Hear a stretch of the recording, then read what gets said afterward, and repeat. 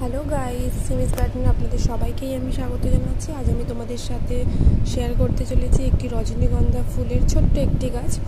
আমি ভেবেছিলাম একে প্রথমে আমি জলে গ্রো করব, কিন্তু আমি বেশিরভাগ গাছই জলেও গ্রো করার চেষ্টা করি আর সয়েলেও করি। তো আমি দেখতে চাই আর কি কোনটাতে বেশি তাড়াতাড়ি আর কি গ্রো হয়ে উঠবে। তো আমি ভেবেছিলাম যে রজনীগন্ধা গাছটিকেও আমি জলে গ্রো করব, কিন্তু তার আগে যেহেতু কাল রাতের গাছটি কেনা, তার জন্য আমি সয়েলেই ওকে ফার্স্টে ট্রাই করছি। আর কিছু একটা ছোট্ট চারা আছে যেটাকে আমি জলে গ্রো করে তোমাদের পরের ভিডিওতে দেখাবো।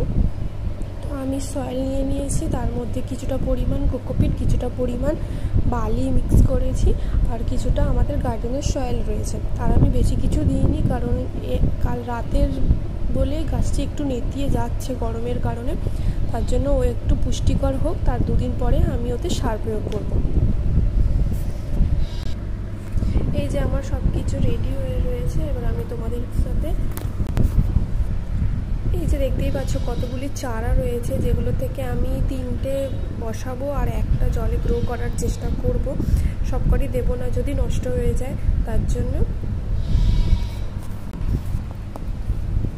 এই যে গাছটি আমি পটে ইন করে ফেলেছি, আর এই একটা ছোট্ট চারাকে আমি জলে গ্রো করানোর চেষ্টা করব। জানি না কি হবে, আমি রজনীগন্ধার গাছ কোনোদিনও জলে গ্রো করিনি, এই ফার্স্ট টাইম একটু এক্সপেরিমেন্ট করে দেখতে চাই কি হয়।